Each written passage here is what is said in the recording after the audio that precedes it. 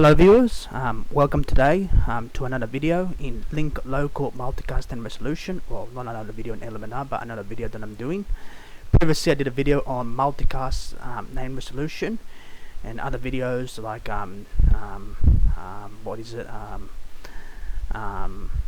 UDP nut hole punching and PPOE security, for example. This one's on link local multicast and resolution. So let's get into it. I'm going to keep it as short as possible. So what is link local multicast and resolution? Well, it's similar to NetBIOS name resolution, except it's based on DNS. It works both on IPv4 and IPv6. It's not limited to 15 characters. You can have it much longer than that. Not sure how long. I think it's up to about 128, I believe, but don't quote me exactly. Basically, it works on multicast, unlike NetBIOS, which is broadcast. Though NetBIOS can work with a Win server, LLMNR actually doesn't use a Win server. It's basically a serviceless zero configuration system, so it works automatically. So it works similar to Bonjour in such a way, but only for name resolution. So Bonjour is more for service discovery. LLMNR is more for name resolution, so it doesn't do service discovery. It's included basically. It started from Windows Vista, went through for Server 2008, Windows 7, Windows 8, Windows 10. That's working Windows Server 2019 as well. It's implemented in some Unix, some Linux systems for System D resolved. Basically, it uses a IPv4 multicast, as you can see over here on the mouse, an IPv6 multicast address. Those are for the queries, basically. The responses are basically unicast. So unlike Bonjour, which the responses are multicast as well. And this is basically the packet header structure. I won't go into deep into basically the specifications because I want to keep it very simple. So basically this is link local multicast and resolution at a basic level. It allows you to have a longer namespace than that of NetBIOS naming service.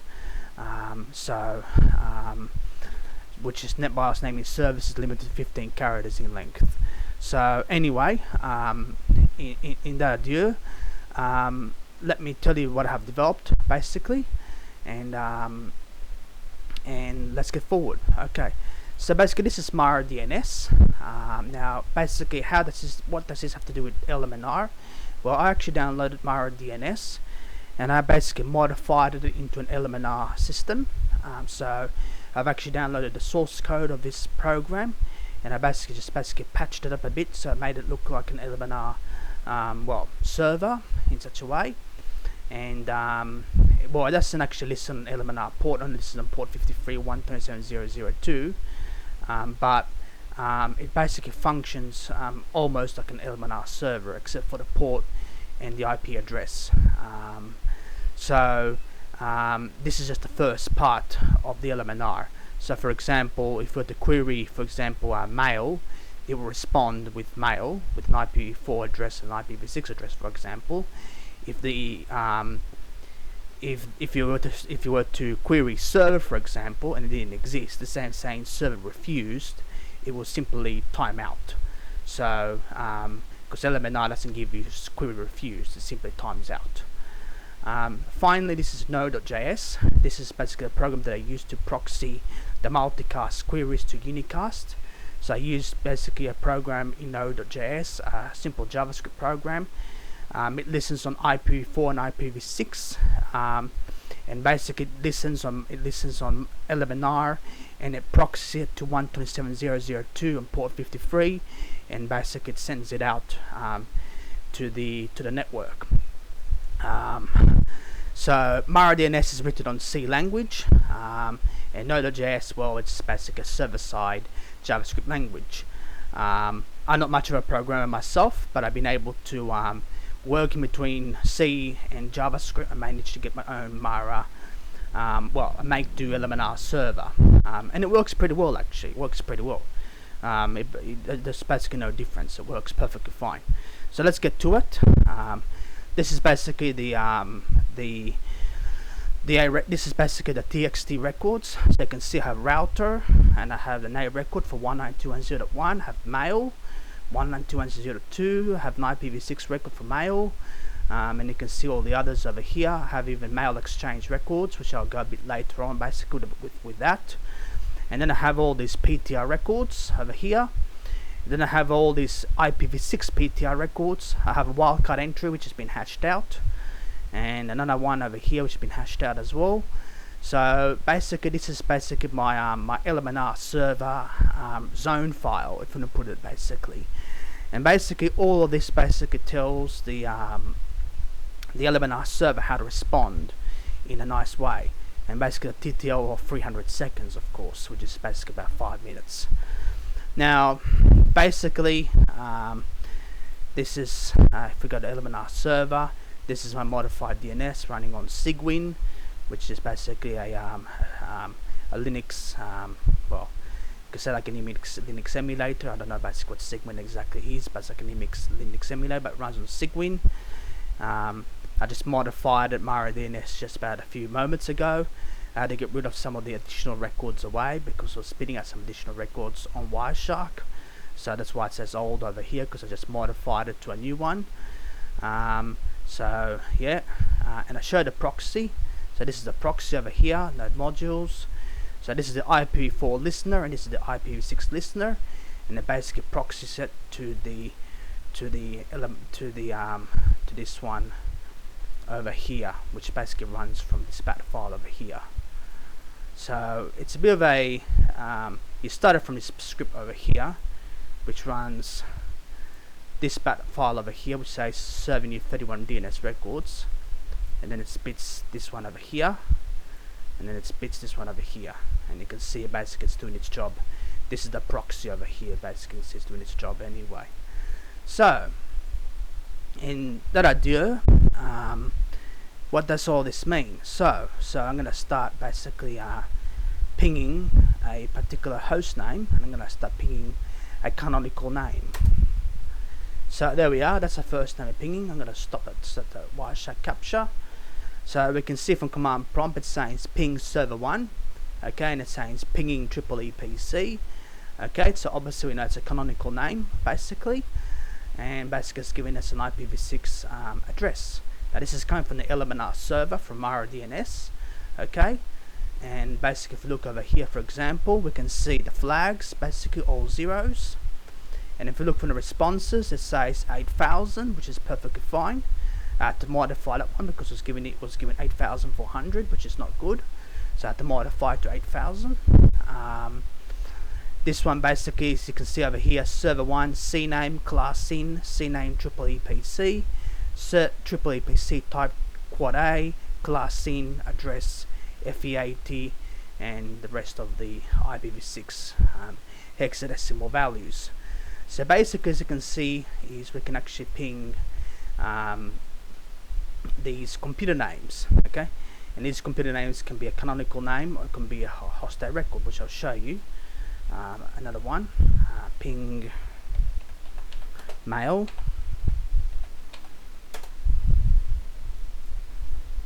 okay, so this is another one. So you can see over here, for example, server 1 was pinging EEPC, this is pinging mail, so this is a hostile record, not a canonical name, and that's an IPv6 address.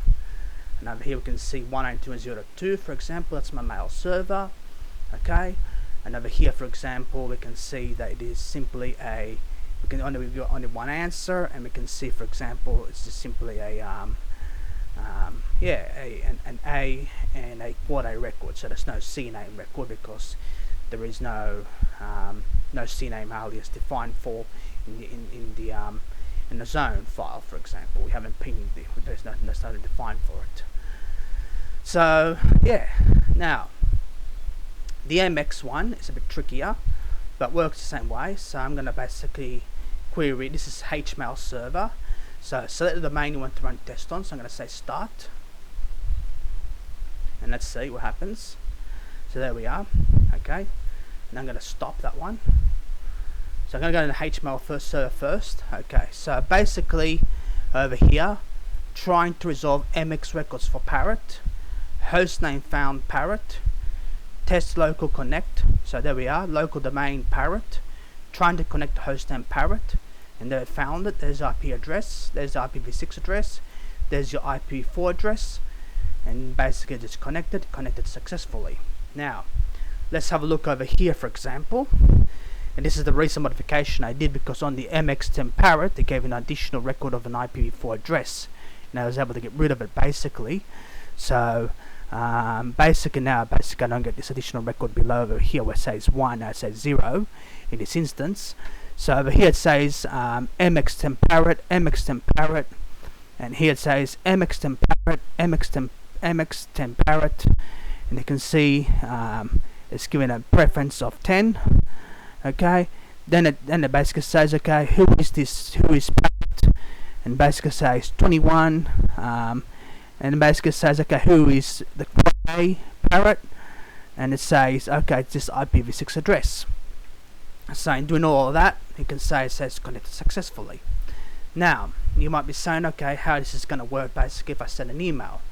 Okay, so what we're going to do now is we're going to quit this. I'm going to start a message. I'm going to send a message now. Let me just reset that one basically. Before I do anything, if I ping, for example, anything else, let's remember that one. You will see it doesn't respond with anything. So I'll just ping, for example, something random, and you can actually see, for example, here the server has responded with query refused. There's no query refused or server not found or server error. It simply has ignored the query as it should. So no query found, so basically in other words it's ignored it. So the modification obviously has worked because it hasn't refused anything on Wireshark. So obviously we know the modification has worked. So now I'm going to send an email message to myself to an LLMNR server. So I'm going to go here, new message, and I'm going to go to admin at cockatoo. I'm going to go to test, and we're going to send. Okay, so I sent the message now, and as you can actually see now,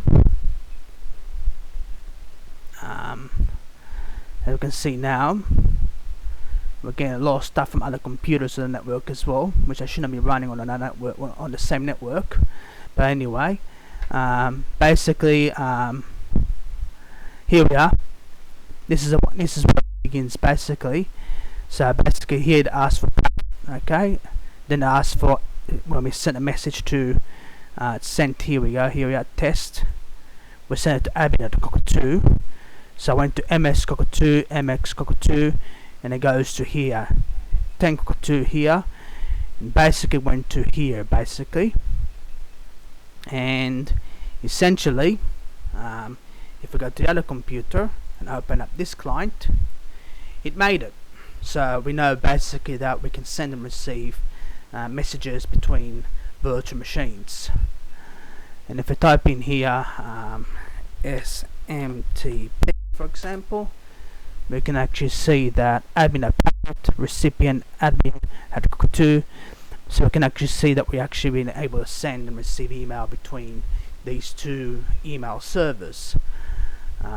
So sending it back to LLMNR, for example, LLMNR. So as you can see that it does do an MX, so LLMNR does support MX. I haven't seen LLMNR to support SRV records, even though the RFC says it can, but I never been able to get it working. I think it's mainly for name resolution more than anything else anyway, not service discovery.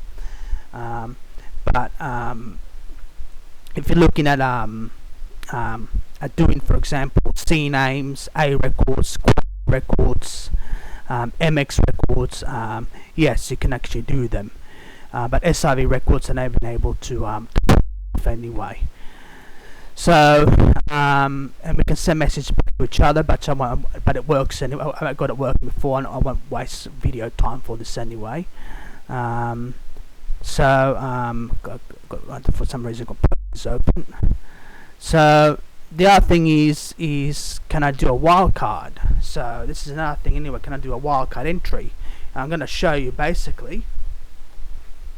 I'm going to show you, and it works from a web browser as well. So let me open a web browser as well anyway. So if I type in if I type in server 1 over here, I can actually access my my web server, and you can actually see server 1 uploads. Now I'm going to show you what happens if I add in those wildcard entries. So let me go to my MaraDNS file, and let me go to my DB-LAN, and let me just take these two hashes away, and let's file save, and let's now close this, and it should say 33 for speaking 33. And now let's go into here. Got to be careful now because I'm on a live network, and now it pings now, and I can see it pings. So if I go over here now and I say ping this one, you'll actually see now it's saying 8,000, still 8,000. But you can actually see now it is responding to any query now. If I type in even more stuff, it now basically pings that basically.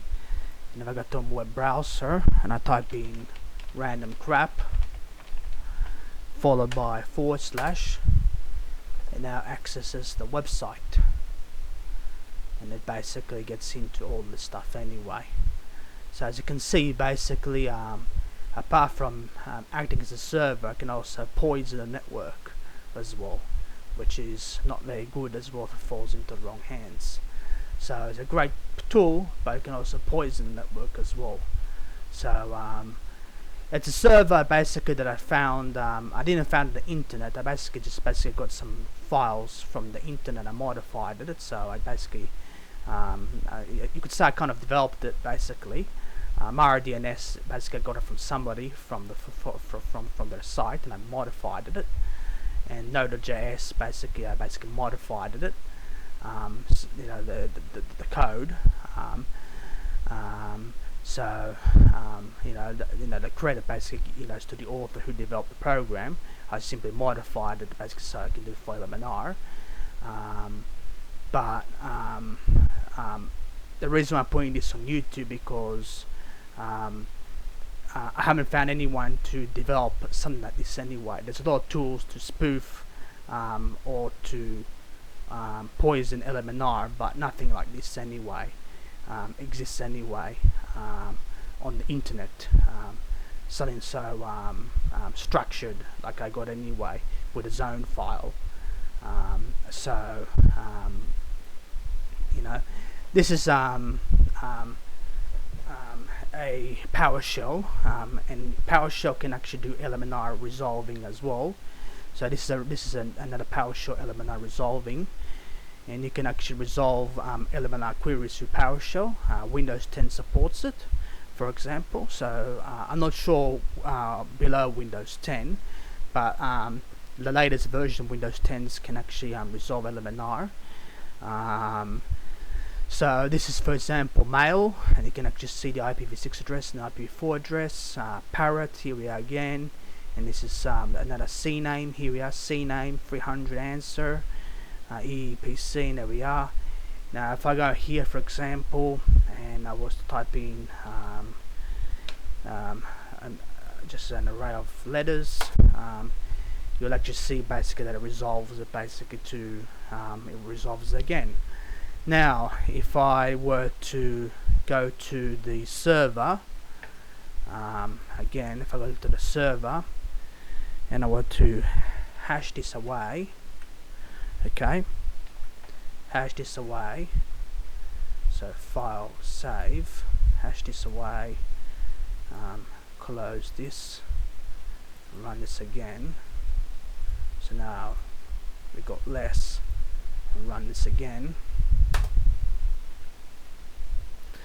It says the operation returned because the timeout period expired. So this time basically the wildcard query is been hashed out, so you cannot resolve something basically that simply doesn't respond any more longer. So you can actually see that we can actually have control over which we can poison, which not anyway. The other thing is you can also ping, if I just give you an example, ping minus a 192.168.0.1. Give an example over here. This is on my bare metal machine, so not the virtual machine. And I press enter. Okay, so here we are. And next you can see ping minus a 192.168.0.1, pinging router 192.168.0.1, and you can actually see it did standard query. It did a reverse PTR for 192.168.0.1. You can see it here, and it found the router, so we can find it here anyway. Queries, answers, and it found over here PTR router. Yeah, that's the reason why it says router over here. Okay, so you can actually do as well a PT. You can actually as well do a PTR as well, reverse lookup as well, in LLMNR as well. So not just C names, A, quad A's, MX, but also PTR records as well. So yeah, the only one odd one out are the SRV and the TXT records. Yeah, even though it's based on DNS, it's LLMNR is much more simpler than DNS anyway. So it's mainly for simple multicast name resolution anyway. Within computer names basically, single label names anyway. So don't expect to be doing full DNS. Now it's you obviously could see from this you could actually spoof the entire network. And poison LLMNR. As you can see, basically we can type in whatever we want and it just goes to a particular endpoint. It causes disruption in the network. Yes, it's true. This basically can be a tool to proxy to clients that don't support LLMNR, and also can be used to spoof LLMNR. But this is probably one of the reasons why that if you were to use LLMNR, it's best to use it in a careful manner, just like any other protocol like UPnP, SSDP, Bonjour.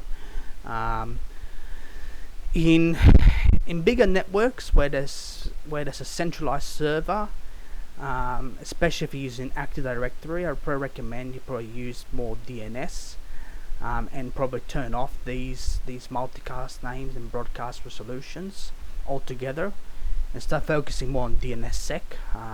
I think DNSSEC should be more your priority more than anything else. I'm not saying it'll be foolproof. For surely it won't be foolproof, but if you're using DNS, for example, for name resolutions for your printers, for your shares, that sort of stuff, I don't know why you should be using LLMNR anyway. If you've got Active Directory in Windows, okay, so you got Windows Server 2019, you got Windows 10 clients, you got a search domain that says trade.local, for example, and your computer name is Windows 10 printer whatever, .trade.local, then they should use that suffix basically to connect to the DNS server.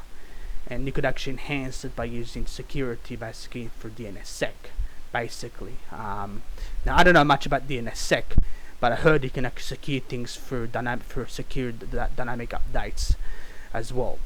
But just turning off LLMNR, just turning off Bonjour, just turning off NetBIOS name resolution, just turning off these network discovery services off can actually help you a lot more. So if someone comes with a laptop and decides to listen into the network and tries to respond to these broadcast or multicast queries, they will find that there will be not much or nothing to do anyway. Because remember, at the end of the day, the zero configuration things are mainly to do with home devices anyway. Maybe small networks, where the risk is low, but I wouldn't recommend having it basically on larger networks where you don't know if you might have a disgruntled employee who might actually poke around your network anyway. Anyway, enough with that. So I hope that basically got you somewhere. I didn't know you could do CNAMEs on LLMNR. I didn't know you could do MX queries on LLMNR as well. I didn't know you could do PTR records on LLMNR because I know I used to do ping -a IP address through Wiresharp. I didn't know about CNAMEs in LLMNRs and MX queries in LLMNRs. That one I had no idea. But besides that, basically, that's my zone file.